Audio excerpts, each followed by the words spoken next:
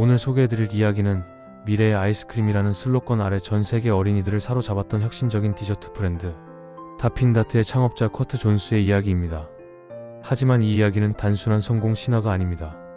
한 사람의 집념과 실수, 그리고 결국 자신이 만든 회사를 지키지 못한 이야기, 그리고 그 안에서 우리가 무엇을 배워야 하는지에 대한 깊은 교훈이 담겨 있습니다. 1988년 생명공학자 출신의 커트 존스는 평범한 아이스크림 시장의 혁신을 불어넣습니다. 액체 질소로 빠르게 냉동시킨 알록달록한 구슬 형태의 아이스크림, 바로 다핀다트였습니다. 이 아이스크림은 보는 재미와 먹는 즐거움을 동시에 안겨주며 놀이공원, 콘서트장, 스포츠 경기장 등을 중심으로 빠르게 입소문을 탔습니다. 1990년대 중반, 다핀다트는 미국뿐만 아니라 전 세계 어린이들의 사랑을 받는 브랜드로 성장합니다. 하지만 커트는 여기서 멈추지 않았습니다. 초기에는 소규모 가판 중심의 전통적인 소매점에 판매했지만 점차 도매 대리점 모델을 도입하면서 전국 단위로 확장할 수 있는 구조를 만들어냈습니다. 5년 만에 도매 매출이 100만 달러를 넘기며 회사는 흑자로 돌아서게 됩니다. 하지만 문제는 확장과 함께 찾아온 느슨한 통제였습니다. 각 대리점은 제품을 다핀다트라는 이름으로 팔았지만 색깔과 크기, 품질은 제각각이었습니다. 브랜드의 일관성이 깨지기 시작한 겁니다. 고객은 다핀다트를 기대했지만 어떤 지점에서는 완전히 다른 제품을 받는 경우도 있었습니다.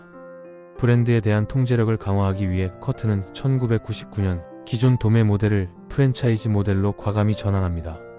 기존 대리점 113개 중 무려 105개가 가맹점으로 전환되었고, 이후 6년간 다핀다트의 연매출은 무려 4배 이상 성장하며 2006년에는 4,700만 달러라는 사상 최대의 매출을 기록하게 됩니다.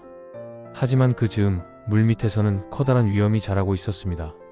다핀다트의 독창적인 제조 방식을 모방한 다츠 오브 펀이라는 브랜드가 등장한 겁니다. 커트는 1992년 등록한 특허권을 기반으로 소송을 제기했고 초기에 승소했지만 1999년 해당 특허가 무효화되면서 전세는 완전히 역전됩니다. 이후 7년에 걸친 법정 다툼에서 커트는 상대방의 변호사 비용까지 포함해 총 1,000만 달러에 이르는 비용을 부담하게 됩니다. 이 소송은 결국 아무도 이기지 못한 싸움이 되었고, 커트는 처음에 무엇을 지키려 했는지를 잊어버린 채 법정 안에서만 모든 것을 해결하려 했다는 후회를 남깁니다.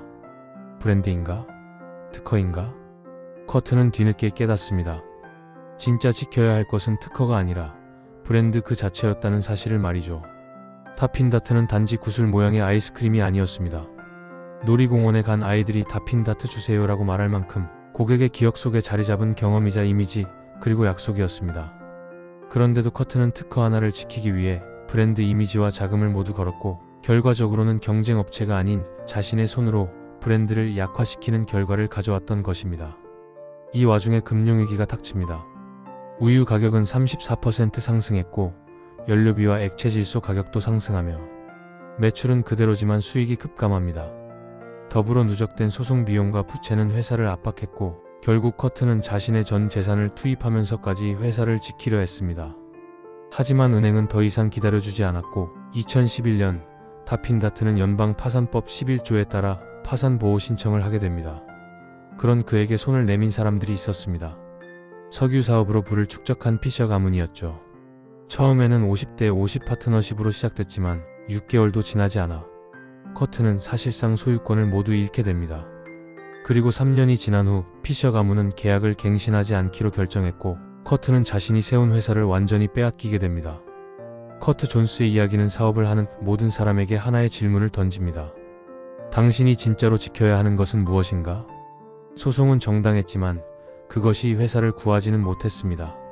파트너십은 필요했지만 그들이 손을 내민 진짜 목적을 파악하지 못했습니다. 결국 커트는 자신이 만든 브랜드, 자신이 지켜야 했던 가치를 지키지 못한 채 회사의 주도권을 잃고 말았습니다. 그는 이렇게 고백합니다. 그들은 구구절절 옳은 말만 했다. 하지만 그 모든 말 가운데 나를 위한 말은 없었다. 여러분, 창업자의 길은 위대한 비전만으로는 완성되지 않습니다. 브랜드를 키우는 것도, 지키는 것도, 때로는 그것을 내려놓는 시점도 모두 치열한 판단과 냉철한 전략 위에 존재합니다. 커트 존스의 이야기는 우리에게 말합니다. 진정한 보호는 단순한 권리 싸움이 아니라 고객과의 약속을 지키는 것이라고. 그리고 그 약속을 지키기 위한 선택이야말로 진짜 브랜드의 가치를 만들어간다고 말입니다. 지금까지 커트 존스와 다핀다트의 이야기였습니다. 감사합니다.